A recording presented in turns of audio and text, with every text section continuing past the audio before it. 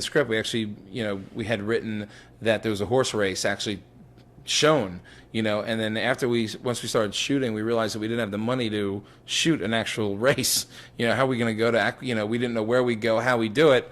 So that whole final sequence of the camera moving very slowly into him was something that we came up by necessity because we couldn't cut away. And in doing that, I realized that it was much more interesting anyway to be on his face and to watch someone watching a race as opposed to watching the race, and hearing the race in the background. So sound design was very important. Vinny Pastore, the guy who plays the big thumb breaker, who's been in so many movies since then. He's actually been in 2 of my movies since we did the bet, and we've remained friends. He walked into my casting session dressed like you see him in the movie. He's got, I believe, that orange shirt on and this whole suit, and he was sipping a McDonald's cup, and he walked in, he was like, all right, who's the director in here? You? You're the director in here? All right, what's my lines? You got my lines? Come on, let me do the lines right now. All right, we're going right now. And go, and I was reading with him, I'm like, yeah, I don't have the money. You don't have the money, I'm going to break your thumb, I'm going to break everything, I'm going to do everything. I'm like, all right, good, all right, you got the part, man, yeah, fine, great. He goes, all right, thanks a lot, see you later, and left. And I was like, oh, man.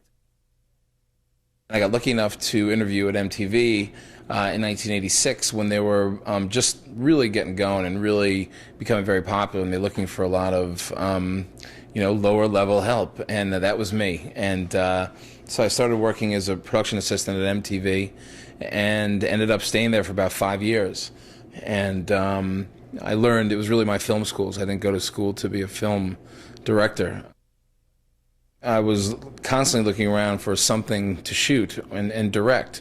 And Gavin O'Connor, a friend of mine at the time, was trying to do the same thing as a writer. He was really trying to break into the business and do something. And when you're a young guy or girl trying to break in, it's a catch-22 because you don't get an opportunity unless you've done something. But how do you do something if you don't get the opportunity?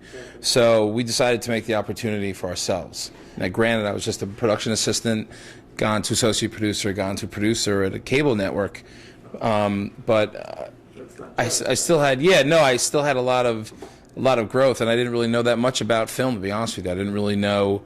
I'd been on a lot of sets, but I didn't know what I was doing. So I knew that I wanted to do it. I wanted to try it. So we did the bet, and we did it because we wanted to get better jobs. Basically, we wanted to get in. On the bet, it was the ultimate learning experience because it was the first time that I was actually making a movie, and it was that point after making that film that I knew that that's what I wanted to do for the rest of my life, and it got me really excited to do anything I could to keep working. Well, I mean, I think, look, no matter what you do in life, if you have some sort of on any level, in this case, I happen to have an Academy Award-winning uncle in the same profession that I'm in. At some point, you're going to either be a hoax or you're going to have talent, and I've made 5 movies so far, and I'm hoping that I've been able to prove myself on my own merits. And Jonathan is not only one of my closest friends, but he's, like I said before, he's a confidant. And it's like, if you're lucky enough to have an advisor in anything you do, whether it be filmmaking or any other business that you would do, if you have someone that has experience in your field and they're available to you all the time to give you advice, then you've got a leg up on everyone else. And just doing it. I mean, I've learned all my good lessons and continue to learn all my good lessons by doing and failing or doing and succeeding. But the common thread is doing. You just have to do it.